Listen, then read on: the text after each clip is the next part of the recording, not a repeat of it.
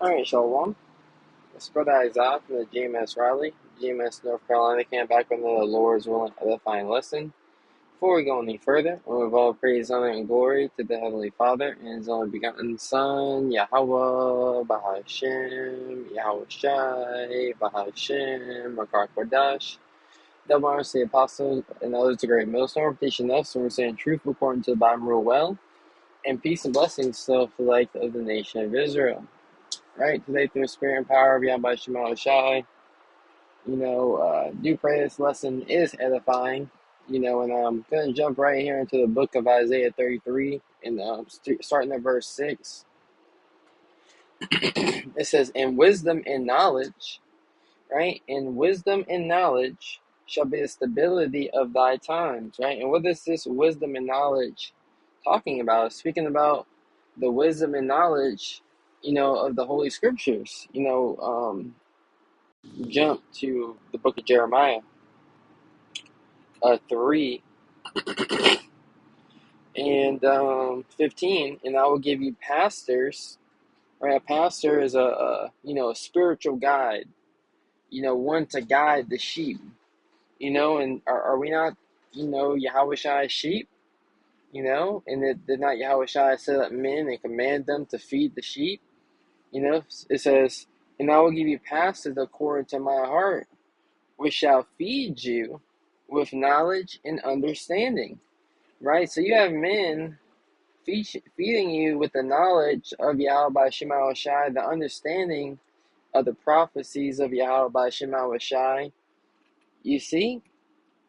And those men, are the apostles and the elders of Great Millstone.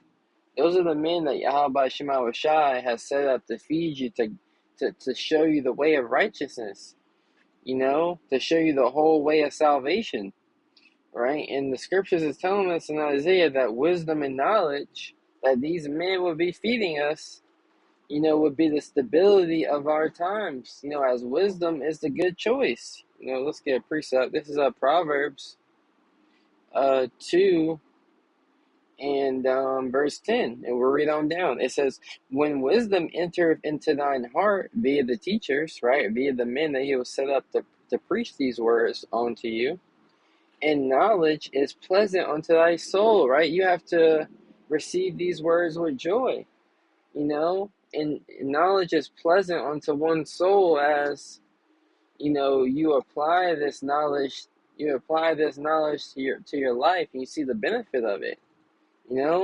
Things don't have benefit until you really start using it, really start applying it. "Discretion shall preserve thee," right? And that's what wisdom teaches us. Wisdom teaches us the discretion, the good choice. Wisdom teaches us what is good and what is evil. The level of discernment that you must gain, as the fight gets harder and harder, you must know what's really evil for yourself, right? But discretion, right? Knowing what to do in the face of temptation, right? Because the hour of temptation, that's the times that Isaiah 33 and 6 is talking about. It says, "It shall preserve thee," right? We look at that word "keep" in Revelations 3 and 10, right? The hour of temptation, "I shall keep thee." Keep means to preserve. So wisdom, discretion is the one that's able to keep us, preserve us. That's what the Lord has given us. And this ain't no small understanding. This isn't a light thing that we've been given. We've been given that the rest of the world, something that the rest of the world is not privy to. Look how they're conducting themselves. They're not conducting themselves in wisdom and knowledge. They're not exercising themselves in patience, right? In long suffering. They're not exercising themselves in temperance. So when the times that we're coming into, and you need to show forth temperance, you need to show forth long suffering, you're not going to be able to do it, right? It says, "Understanding shall keep thee to deliver thee from the evil man," from the man that speaketh forward things, right? And, we can loop this to Esau, Edom in these times. This man is speaking evil things in the earth, as he is boasting, his pseudoscience, and his false knowledge as the pinnacle of understanding, the pinnacle of how one ought to live their life, and many are wondering, it tells us in Revelation 13, those who are not written in the Lamb's book of life wondered after the beast, wondered after his ways, aimlessly. But wisdom and knowledge teaches us and shows us, what we ought to do. So let's go back to Isaiah, right? This is Isaiah chapter 33, verse 6. It says, "And wisdom and knowledge shall be the stability of thy times," right? When you look at this word stability, it's like firmness, right? When you ultimately look at it, it goes into your faith.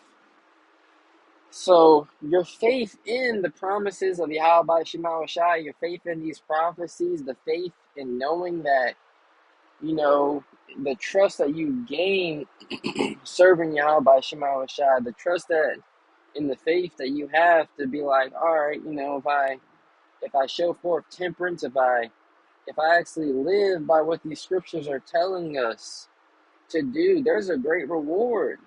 And that's what's going to keep you on the path to keep moving forward. That's what's going to keep you on the path of innocency. Because the elect in the eyes of Yahweh Shema Shai are innocent. And there's no charge. There's nothing that this world can do. Even the rulers of this world. There's nothing the rulers of this world can do to come up against the elect of Yahweh Shema Shai. Right? And we should count ourselves happy. We should count ourselves blessed. Isaiah 33:6, "And wisdom and knowledge should be the stability of thy times, and strength of salvation. The fear of the Lord is his treasure." Right? This knowledge is the power of our salvation. That's the strength. The strength lies in this knowledge. The strength lies in the book.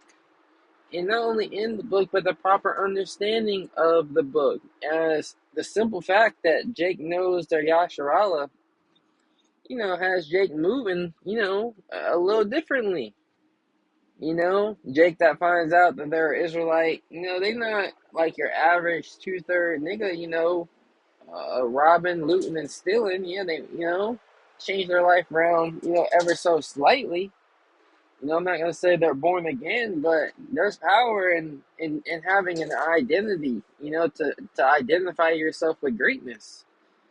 And we are identifying ourselves as the sons of God. And not only we are identifying ourselves as the sons of God, we see there's an order, there's a way that we're following that brings much benefit, in us being the sons of God.